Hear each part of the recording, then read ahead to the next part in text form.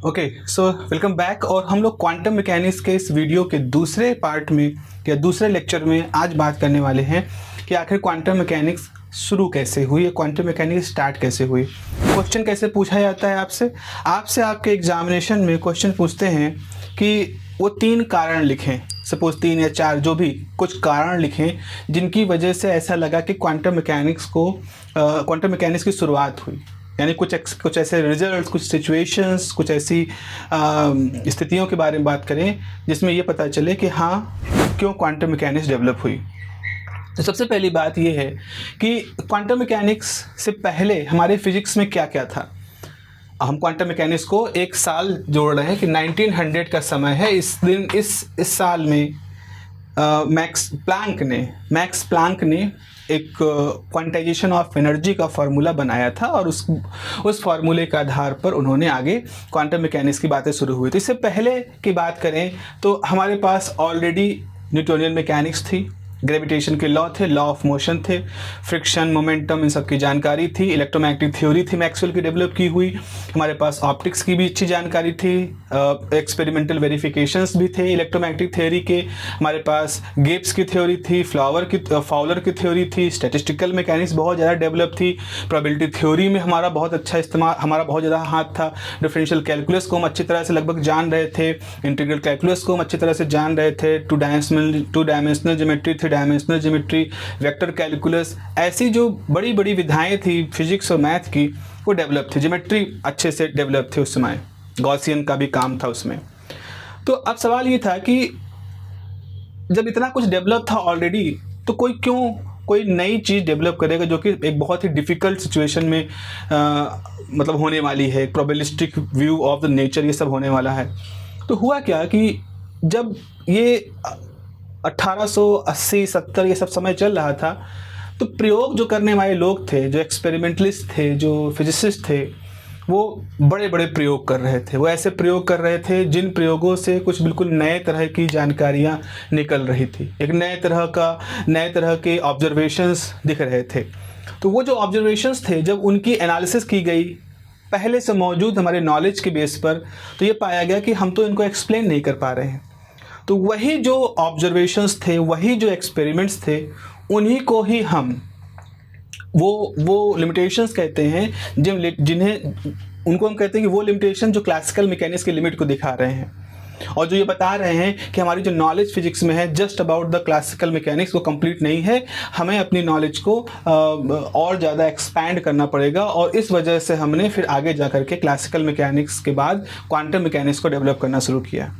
तो हमें अपने इस लेक्चर में, आज के लेक्चर में हम लोग बात करने वाले हैं उन कुछ महत्वपूर्ण 2-4 कारणों के जो कि आपको अपने आंसर में लिखने हैं कि why the quantum mechanics was develop. क्योंकि एक तो पक्की बात है कि जो एटॉमिक लेवल, क्योंकि उस समय एटॉमिक लेवल की बातें होनी शुरू हो गई थी, एटॉमिक, क्योंकि जे थॉमसन ने इलेक्ट्रॉन की डिस्कवरी कर ली थी, वहीं दूसरी तरफ रदरफोर्ड डिफरेंट टाइप के एक्सपेरिमेंट कर रहे थे, रेडियो एक्टिविटी के ऊपर भी लोगों ने काम करना शुरू कर दिया था। तो लोगों की नॉलेज अब एटॉमिक लेवल पर जा रही थी, और जब एटॉमिक लेवल पे जा रही थी, इवन और न्यूक्लियस लेवल पे जा रही थी, तो ये देखा गया कि जो उस समय की मौजूद फिजिक्स है वो उसको एक्सप्लेन नहीं कर पा रही थी। तो इस वजह से फिर हमारे सामने कुछ चैलेंजेस आए। तो अगर मैं बात करूं लिमिटेशंस ऑफ क्लासिकल मैकेनिक्स की, तो लिमिटेशन ऑफ क्लासिकल मैकेनिक्स में पहला आपके सामने जो मैं बात कर सकता हूं वो था एटॉमिक मॉडल। वो थी बात एटॉमिक मॉडल की। एटॉमिक मॉडल का मतलब क्या है? एटम होते हैं, ये बात एकदम से हम लोगों ने स्वीकार नहीं की। मतलब हम लोगों का मतलब है, हम साइंटिस्टों ने, जो साइंटिस्ट कम्युनिटी थी उसने एकदम स्वीकार नहीं कर लिया कि हाँ एटम होते हैं। इसमें बड़ा डिबेट हुआ, बड़ी बहस छिड़ी, लोगों ने कई समय तक इसको बचाव करने की कोशिश की और लोगों ने इसका बड़ा पुरजोर विरोध किया कि नहीं, there is nothing like atom. क्योंकि उस समय एक फ्लूइडिक थ्योरी एग्जिस्ट कर रही थी। उस समय लोगों के समझाने के लिए कि आखिर रखी हुई चीज़ें अचानक धीरे धीरे ठंडी क्यों हो जाती है। आपके घर में अगर आपने एक गिलास में चाय रखा है तो चाय धीरे धीरे ठंडी क्यों हो जाएगा? चाय में ठंडक कैसे आ जाएगी, उसकी गर्मी कहाँ चली जाएगी। या आप डिफरेंट टाइप के और भी सिचुएशन देखते हो जहाँ हीट का फ्लो हो रहा होता है, रैंडमनेस हो रही होती है, तो उसमें इलेक्ट्रिसिटी की बात करें, बैटरी से करंट का फ्लो होता है, वो सारा कुछ होता है। तो इसके जुड़ी हुई थ्योरी थी कि भाई कोई फ्लूइड है, एक फ्लूइडिक कैलोरिक फ्लूइड की बात चल रही थी उस समय में लोगों के।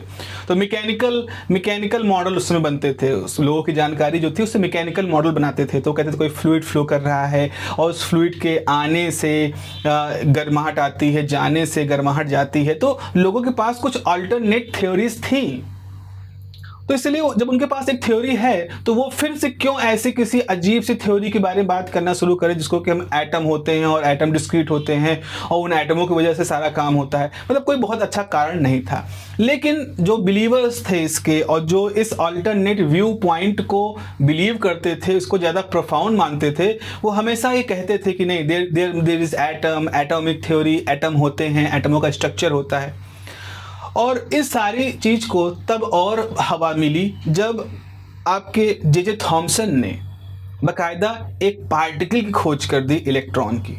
तो जब उन्होंने एक पार्टिकल खोज की तो उन सारे लोगों को बड़ी खुशी मिली जो हमेशा एटम के सपोर्ट की बात करते थे कि नो देखो, एटम होता है तभी उसमें से एक पार्टिकल निकला।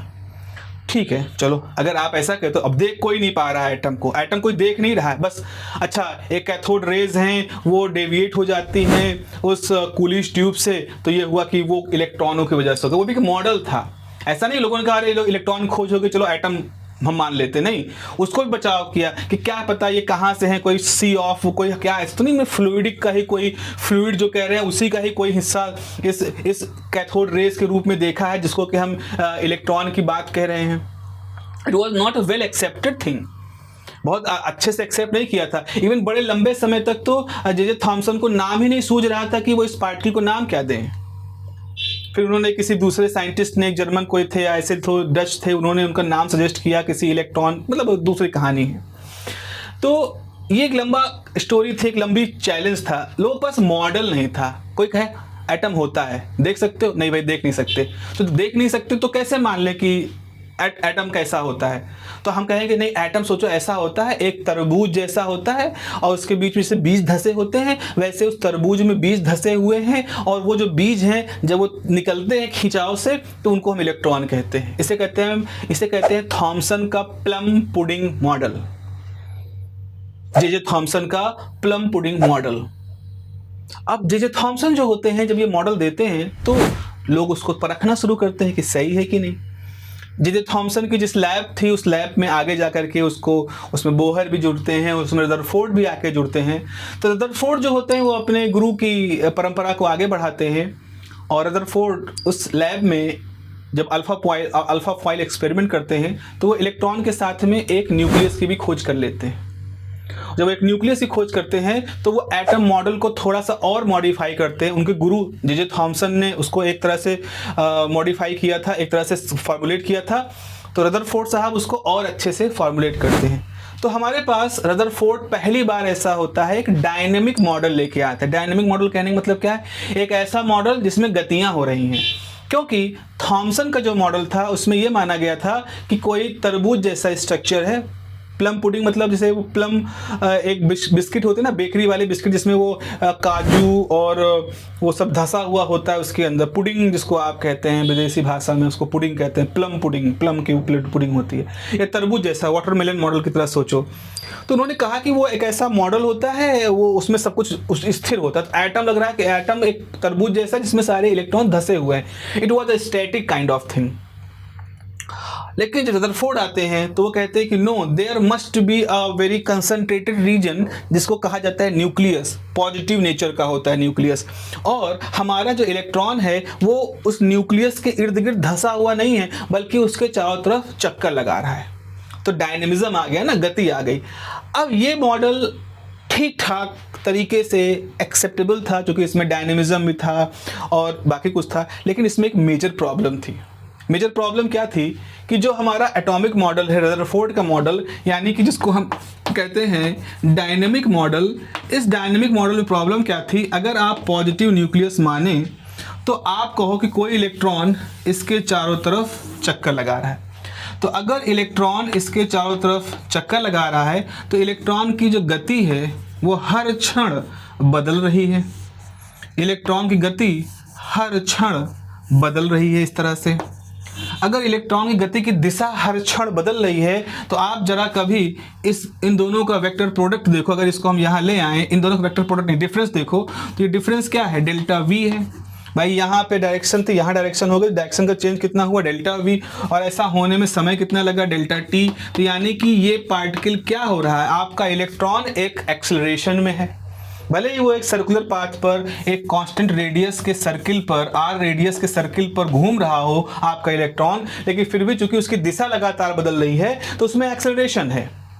मैक्सवेल की थ्योरी जो है, मैक्सवेल की थ्योरी में आगे जा करके, मैक्सवेल की थ्योरी का यूज करके जब हम किसी चार्ज पार्टिकल की एनालिसिस करते हैं जिसको कि हम इलेक्ट्रोडायनेमिक्स कहते हैं, तो मेरे ख्याल से उसमें हर्ट्ज थे शायद, हर्ट्ज ने एक फार्मूला निकाला था कि अगर कोई भी चार्ज पार्टिकल, चाहे इलेक्ट्रॉन ही हो, अगर उस चार्ज पार्टिकल में एक्सेलरेशन है, उस चार्ज पार्टिकल में त्वरण है, तो उसकी जो एनर्जी होगी, इस चार्ज पार्टिकल की जो एनर्जी होगी वो लगातार उससे बाहर निकलती रहेगी। इस चार्ज पार्टिकल की एनर्जी लगातार इससे बाहर निकलती रहेगी।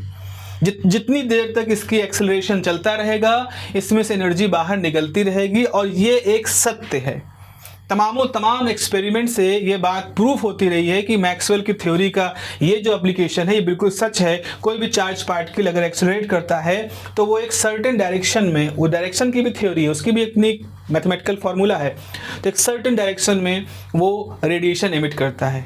बल्कि ये जो चीज़ें हैं ये आज की डेट में सिंक्रोनस काउंटर, सिंक्रोनस रेडिएशन और अंडुलेटर से होते गुजरता है, FEL, ऐसे बहुत सारी टेक्नोलॉजीज़ का ये रूट भी है, आधार भी है।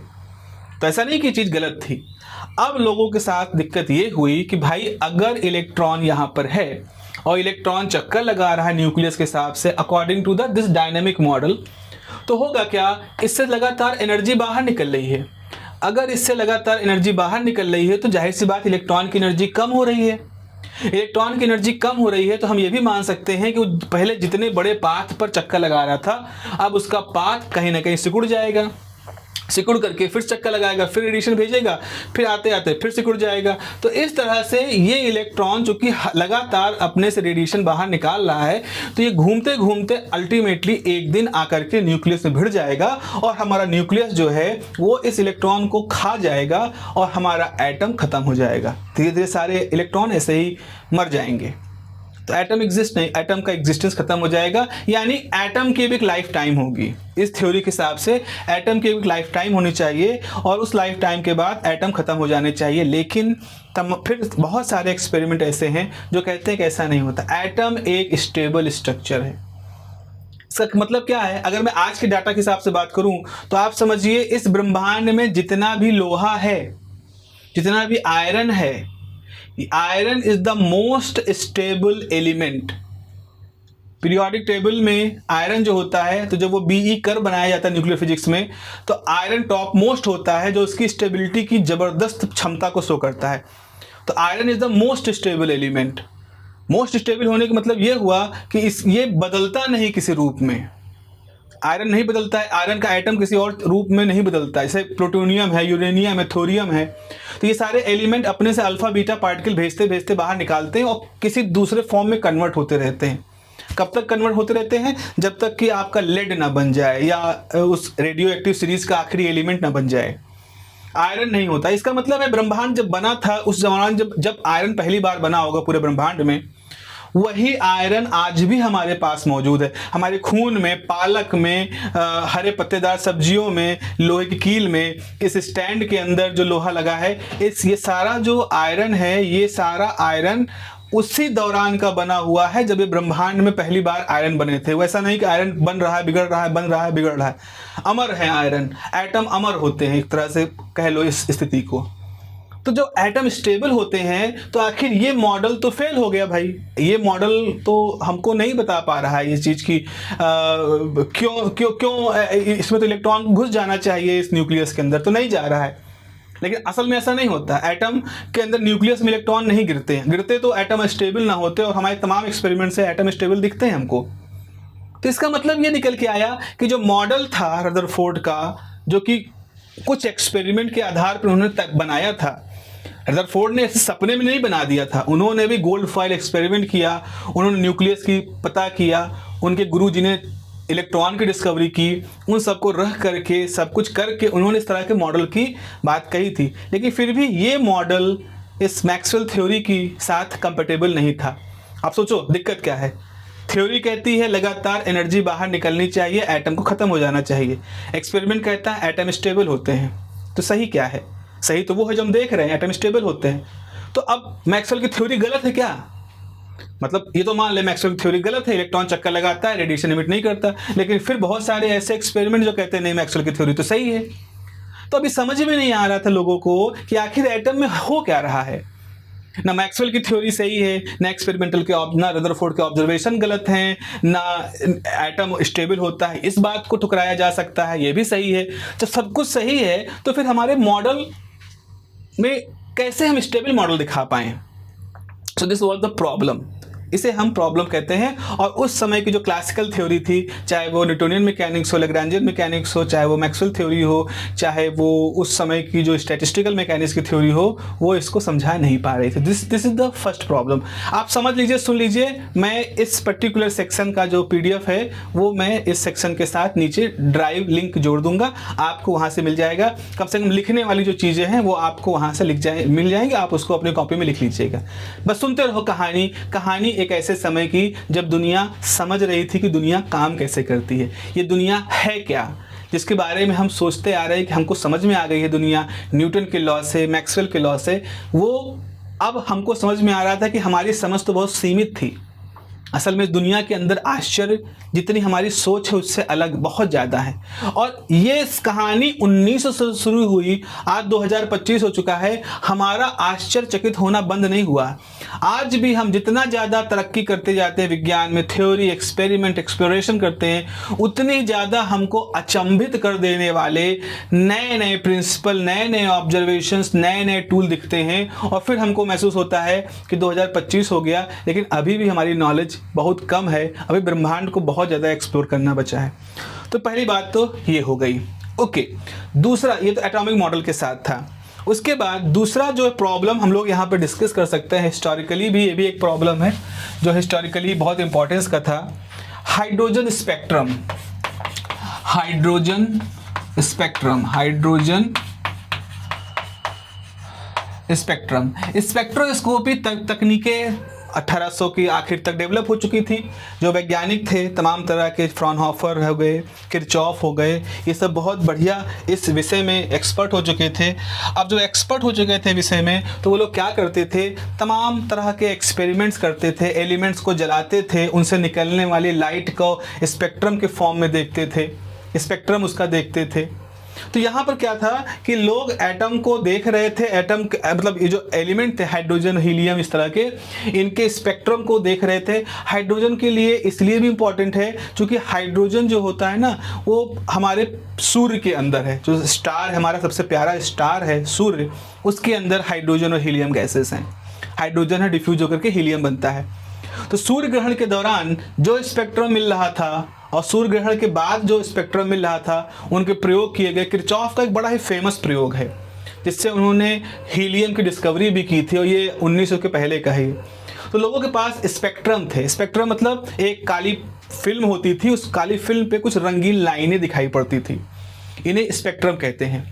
अब जो क्लासिकल थ्योरी है, अगेन वही मैक्सवेल की थ्योरी की बात करें तो मैक्सवेल की थ्योरी के हिसाब से अगर हाइड्रोजन एटम को हम एक्साइट करेंगे, उसको ऊर्जा देंगे ताकि उसके इलेक्ट्रॉन में ऊर्जा जाए और वो फिर ऊर्जा को बाहर फेंके, तो क्लासिकल मैकेनिक्स कहता है चूंकि इलेक्ट्रॉन लगातार घूम रहा है तो वो हर ऊर्जा को, हर ऊर्जा की प्रकाश को बाहर फेंकेगा।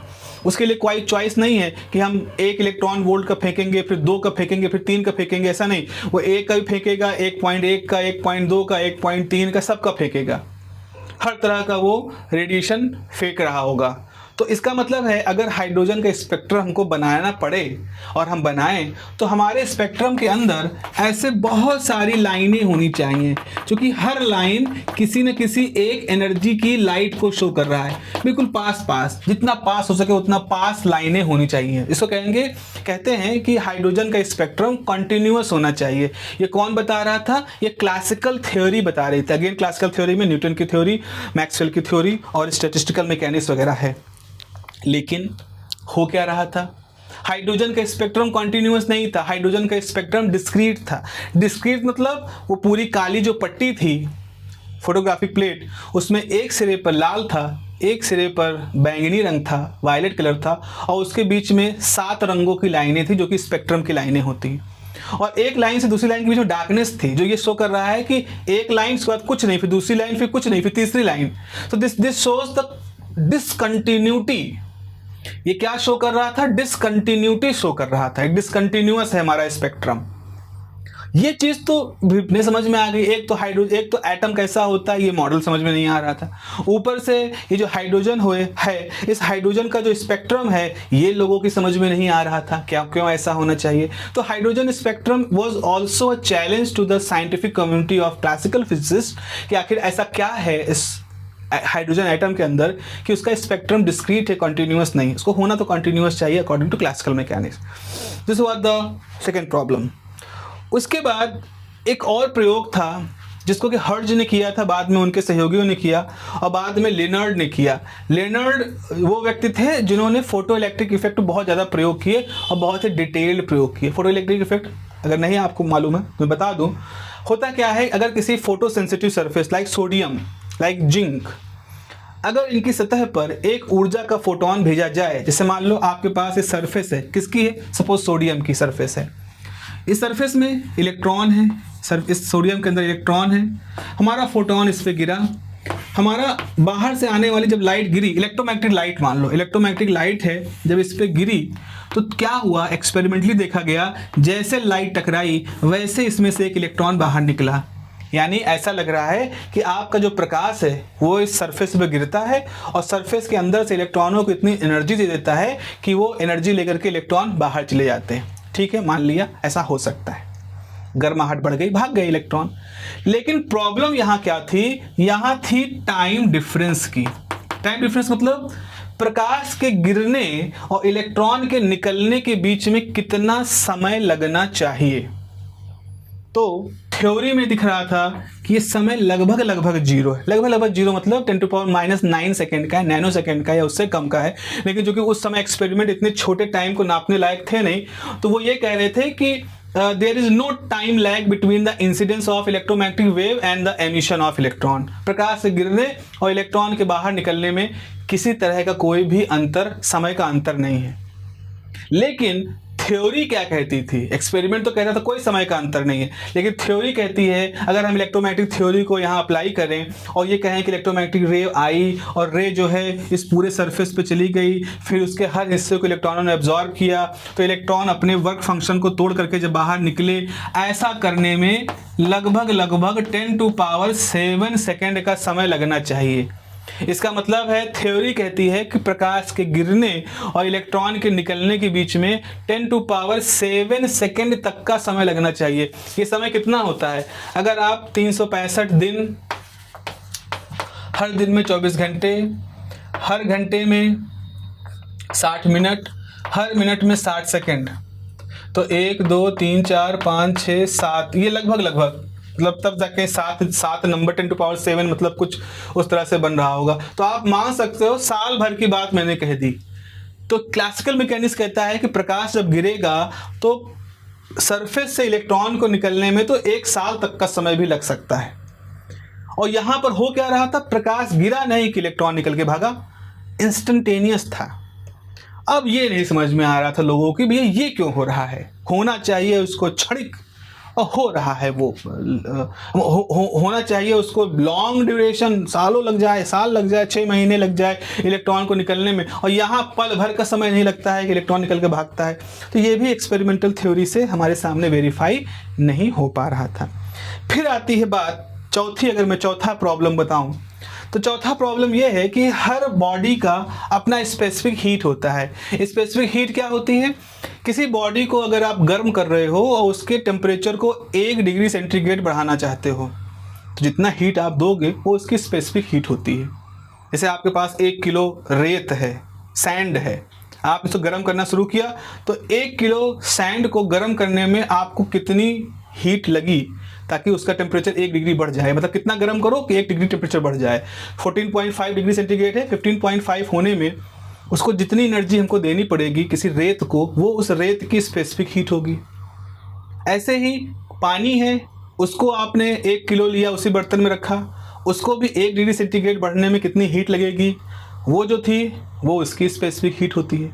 Material to material specific heat change होती है, लिक्विड की भी होती है, सॉलिड की भी होती है, गैस की भी होती है। अब देखा ये गया कि अगर कोई सॉलिड है तो किसी सॉलिड के लिए अगर हम एक ग्राफ प्लॉट करें, इस ग्राफ पे ये है आपका टेम्परेचर और ये है स्पेसिफिक हीट, तो इट इज़ कांस्टेंट। ये कांस्टेंट होना चाहिए। थ्योरेटिकली भी दिखा रहा था, एक्सपेरिमेंटली मतलब जो क्लासिकल मैकेनिक्स है वो कहता है कि ये वैल्यू कांस्टेंट होनी चाहिए। लेकिन जब और अच्छे एक्सपेरिमेंट आ गए, लो टेम्परेचर फिजिक्स आ गई, तो लोगों ने, ये रूम टेम्परेचर था, रूम टेम्परेचर से ज़्यादा ठंडा करना शुरू कर दिया, तो देखा कि ये स्पेसिफिक हीट तेज़ी से घट करके 0 की तरफ भागती है। तो अब सवाल ये है कि जब हम टेम्परेचर को एक लिमिट से कम करते हैं तो आखिर स्पेसिफिक हीट कांस्टेंट क्यों नहीं बनी रहती? बाकी के टेम्परेचर पे तो, हायर साइड पे तो कांस्टेंट बनी हुई है लगभग। अचानक से टेम्परेचर को कम करते समय ये छोटी एकदम से 0 की तरफ क्यों भाग रही है? This was not explain by that उस समय की जो थ्योरी थी वो इसको एक्सप्लेन नहीं कर पा रही थी। तो so specific heat of solids low temperature पर इस तरह का व्यवहार क्यों दिखाते हैं, ये बात भी एक्सपेरिमेंटली दिख तो रही थी पर थ्योरेटिकली वेरीफाई नहीं हो पा रही थी। तो मैंने अभी तक 4 ऐसे बात बताई। पहला, एटॉमिक मॉडल स्टेबल क्यों होता है जबकि थ्योरी कहती है कि यहाँ तो स्टेबल नहीं हो पा रहा है, ये एक प्रॉब्लम थी। दूसरा, हाइड्रोजन का स्पेक्ट्रम कॉन्टिन्यूस होना चाहिए क्लासिकल मैकेनिक्स के हिसाब से, क्वांटम मैकेनिक्स के हिसाब से वो डिस्क्रीट दिख रहा है। तीसरा, फोटो इलेक्ट्रिक इफेक्ट जब होता है तो उसमें इलेक्ट्रॉनों के निकलने में समय कुछ भी नहीं लगता, जबकि क्लासिकल मैकेनिक्स हिसाब से वो टाइम टेकिंग प्रोसेस होना चाहिए। चौथा, सॉलिड जो होते हैं उनकी जो स्पेसिफिक हीट होती है it should be constant at all temperature, but देखा यह गया कि जैसे जैसे टेम्परेचर को हम लो करते हैं वैसे वैसे इसकी जो ओवरऑल स्पेसिफिक हीट है वो डिप करती है, घटती है। पांचवा कारण मैं आपके सामने रख रहा हूँ, that is the black body energy spectrum. इन सारे कारणों में ब्लैक बॉडी जो है वो बहुत ही ज़्यादा खास है, क्योंकि ब्लैक बॉडी ही वो थी जिसको एक्सप्लेन करते करते हमारे प्लांक साहब ने एक बिल्कुल नए तरह का सिद्धांत खोज लिया, बिल्कुल नए तरह का सिद्धांत खोज लिया, और जिसने क्वांटम मैकेनिक्स की नींव रख दी इस दुनिया में। और इसलिए हम प्लांक को हमेशा आभार प्रकट करेंगे क्योंकि उन्होंने बिल्कुल नई बात रखी थी अपने समय में। देखो, पहले मैं प्रॉब्लम की बात कर लेता हूँ। प्रॉब्लम क्या होता है, ब्लैक बॉडी क्या होती है? ब्लैक बॉडी एक ऐसे ऑब्जेक्ट होते हैं जिनके अंदर सब कुछ, सारा रेडिएशन सोखने की क्षमता होती है। जैसे ब्लैक बॉडी है, अगर आप उस पर कोई रेडिएशन डालोगे तो सारा रेडिएशन एब्जॉर्ब कर लेंगे और बाद में फिजिकल कंडीशन चेंज करने पर वो सारा रेडिएशन बाहर एमिट भी करते हैं। तो देखा ये गया कि अगर आपके पास कोई ब्लैक बॉडी है, उस ब्लैक बॉडी को अगर आप देखो तो मान लो आपने फ्रिक्वेंसी इधर उस ब्लैक बॉडी से रेडिएशन बाहर निकल रहा है, जो रेडिएशन बाहर निकल रहा है उसकी अपनी कुछ फ्रिक्वेंसी भी है। तो हमने उन सारी फ्रिक्वेंसी को लेकर के ग्राफ प्लॉट किया। इधर आपके पास इंटेंसिटी है, मतलब किस इंटेंसिटी, किस फ्रिक्वेंसी की लाइट की इंटेंसिटी कितनी ज़्यादा है, चमक कितनी ज़्यादा है। तो ब्लैक बॉडी से क्या होगा, जैसे हल्का सा पीलापन निकल रहा है, कभी लाल सा दिख रहा है, कभी वो हल्का सा नीला सा दिख रहा है। तो अलग अलग वेवलेंथ की फ्रिक्वेंसी, अलग अलग फ्रिक्वेंसी की रेडिएशन को बाहर फेंक रहा है ब्लैक बॉडी। तो अगर आप उन निकलने वाली रोशनी की फ्रिक्वेंसी और उनकी चमक, बड़ी घटी, लाल ज़्यादा चमकदार है कि नीली ज़्यादा चमकदार है, इसका एक ग्राफ प्लॉट करोगे तो आपका ग्राफ कैसे आ रहा था, इस तरह ग्राफ आ रहा था। This was the graph. इस तरह का एक ग्राफ वहाँ पर दिख रहा था। देख रहे हो कि जो ब्लैक बॉडी के रेडिएशन निकलता है, बहुत कम फ्रिक्वेंसी की इंटेंसिटी बहुत कम है, बहुत ज़्यादा फ्रिक्वेंसी की भी इंटेंसिटी कम है। मोस्टली क्या हो रहा है, जैसे जैसे फ्रिक्वेंसी बढ़ती जा रही है वैसे वैसे आपके कर्व में इंटेंसिटी बढ़ती जा रही है। फिर हमारे पास एक ऐसी फ्रिक्वेंसी आती है जिस फ्रिक्वेंसी वाले कलर की इंटेंसिटी सबसे ज़्यादा है। मान लो पीले रंग का प्रकाश, पीले, ये फ्रिक्वेंसी पीले रंग की है तो पीले रंग की चमक सबसे ज़्यादा है। ब्लैक बॉडी को उसमें देख रहे हो तो पीला दिख रहा है, बिल्कुल पीली चमक रही है, या ऐसा कुछ भी, मतलब और भी कोई फ्रिक्वेंसी भी हो सकती है।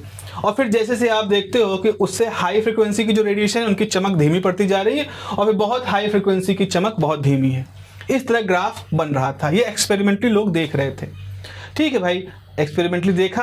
अब जैसा कि एक कवायद होती है फिजिक्स में, जब हम कोई चीज़ देखते हैं एक्सपेरिमेंट के थ्रू, फिर हम ये प्रयास करते हैं कि चलो भाई ऐसा करते हैं, इस जो दिख रहा है इसका एक थ्योरी बनाते हैं, एक थ्योरी देखते हैं कि कौन से फिजिक्स के प्रिंसिपल यहाँ पे काम कर रहे हैं, मैथमेटिक्स का कौन सा हिस्सा यहाँ पर काम कर रहा है, जिससे हमारी समझ और बढ़े। गणित को करने से हमारी समझ बढ़ती है इस दुनिया के बारे में, उनके होने वाली घटनाओं के बारे में। अब क्या हुआ, ये काम कौन करेगा, कौन करेगा ये काम? तो उस जमाने में कुछ बहुत बड़े लोग थे, रेले, जीन्स, प्लैंक, वेन, ये सब खलीफा, सॉरी, ये उस जमाने के पितामह थे इस विषय के। जैसे आज की डेट में अगर मैं बात करूं कि आज की डेट में स्ट्रिंग थ्योरी में कौन है सबसे बड़ा इंसान, अशोक सेन, एडवर्ड विटन, एक और हैं उनके बाल कम है, उनका मैं नाम प्रोनाउंशिएट नहीं कर पा रहा हूँ, मेंडोलकर कैसे कुछ करके है नाम वो। तो ये सब लोग हैं जो कि इस समय दुनिया के सबसे बड़े फिजिसिस्ट हैं, सबसे बड़े विद्वान हैं। विटन हो गए, अशोक सेन हो गए, या वो जिनका मैं नाम नहीं ले पा रहा हूँ वो हो गए। ये लोग अब अगर कोई ऐसी समस्या है स्ट्रिंग थ्योरी में, फिजिक्स की बात करूँ, फिजिक्स में स्ट्रिंग थ्योरी की जो कि वही सबसे सेलिब्रेटेड थ्योरी है, तो अगर कोई चीज़ जो सबसे बड़ा है तो हम लोगों की तो औकात के बाहर है भाई, हमको तो समझ ही नहीं आया, हमें इतनी गणित ही नहीं आती, तो हम किसकी तरफ देखेंगे? हम अशोक सेन सर की तरफ देखेंगे, हम एडवर्ड विटन सर की तरफ देखेंगे कि भाई सर ये प्रॉब्लम है, कुछ बताइए इसका सोल्यूशन क्या होगा, समझ में नहीं आ रहा है कि इसका क्या होगा। और वो लोग इतने रेनाउड, उन्होंने भूतकाल में ऐसा किया है, सो वो क्या करेंगे, अपना प्रयास करेंगे, अपनी सारी नॉलेज, अपनी सारा एक्सपीरियंस लगा करके वो सॉल्व करेंगे, कुछ हद तक सॉल्व कर ले जाएंगे। तो यही हुआ, ये जो दो लोग थे रेले और जीन, इन लोगों ने मिल करके एक थ्योरी बनाई, ब्लैक बॉडी के लिए एक थ्योरी बनाई। और वो थ्योरी किस पे आधारित थी? मैक्सवेल की थ्योरी पर, स्टैटिस्टिकल मैकेनिक्स की थ्योरी पर। स्टैटिस्टिकल मैकेनिक्स का ज्ञान उसके अंदर डाला गया, क्लासिकल मैकेनिक्स का ज्ञान उसके अंदर डाला गया, जो थर्मल फिजिक्स मालूम थे, सेकंड लॉ ऑफ थर्मोडायनेमिक्स वगैरह, वो सब उसके अंदर डाले गए, प्रोबेबिलिटी थ्योरी, मतलब सब कुछ डाल डूल के सब एक थ्योरी बनी, जो कि बहुत ही ज़्यादा मजबूत थ्योरी दिख रही थी, जो कि बहुत ही बड़े लोगों ने उसको बनाया था। अब उस थ्योरी को ग्राफ के रूप में बनाया गया, थ्योरी का फार्मूला आया, फार्मूले में वैल्यू रखे गए, ग्राफ बनाना शुरू किया गया। अब देखो ग्राफ कैसा आता है, मैं अलग रंग से बनाता हूँ, पीले रंग से बना देता हूँ, एक मिनट, ये लाल से बनाते हैं। ग्राफ ऐसा आया, शुरुआत में ग्राफ आया, बिल्कुल ऐसे चल रहा है। अब मतलब खुशी का ठिकाना नहीं है, क्योंकि थ्योरी जो है, थ्योरी का ग्राफ जो लाल रंग का है वो बिल्कुल एक्सपेरिमेंट के नीले ग्राफ के साथ जा रहा है। मतलब ऐसा लगा कि रेले जीन की थ्योरी ही वो थ्योरी है जो कि इस ग्राफ को एक्सप्लेन कर पा रही थी। अब लेकिन धीरे धीरे खुशियां थोड़ी देर के बाद हवा होने लगी, क्योंकि ग्राफ ऊपर बढ़ता जा रहा था और ऐसे चला गया। यानी कि यहाँ तक तो ग्राफ का रिजल्ट, ये देखो, यहाँ तक तो ग्राफ का रिजल्ट और थ्योरी का रिजल्ट मैच कर रहा था, बड़ी अच्छी बात लग रही थी। लेकिन एक वैल्यू के बाद जैसे जैसे फ्रीक्वेंसी बढ़नी शुरू की, वैसे वैसे हमारे रेले जीन थ्योरी का ग्राफ अलग चलने लगा और एक्सपेरिमेंट का ग्राफ तो यहाँ से मुड़ गया था। इसका मतलब है कि जैसे ही हम हाई फ्रीक्वेंसी पे पहुँचे, हाई फ्रीक्वेंसी मतलब लो वेवलेंथ, अगर आप स्पेक्ट्रम देखो तो वायलेट से लेकर के विबग्योर फार्मूला होता है ना, विबग्योर, रेड की जो है फ्रीक्वेंसी क्या होती है, लीस्ट होती है, और इसकी फ्रीक्वेंसी मैक्सिमम होती है। तो यानी कि जैसे जैसे आप हायर फ्रिक्वेंसी की तरफ जा रहे थे, यानी जैसे जैसे आप वायलेट कलर की तरफ जा रहे थे फ्रिक्वेंसी में, वायलेट कलर मतलब हायर फ्रिक्वेंसी, वैसे वैसे आपका ग्राफ एसिम्प्टोटिक होता चला, मतलब चला जा रहा है इनफाइनाइट तक। तो ऐसा लग रहा था कि कोई वायलेट कलर का अगर रंग है, जब तक आप वहां पहुंचोगे तब तक ये ग्राफ इनफाइनाइट पहुंच जाएगा, और इनफाइनाइट पहुंचने मतलब वाई एक्सिस पे बहुत ऊपर बढ़ जाएगा। और वाई एक्सिस क्या है? इंटेंसिटी का। इंटेंसिटी मतलब क्या होता है? Energy per unit time per unit area. इस प्रॉब्लम को कहा जाता है वायलेट कैटास्ट्रोफी।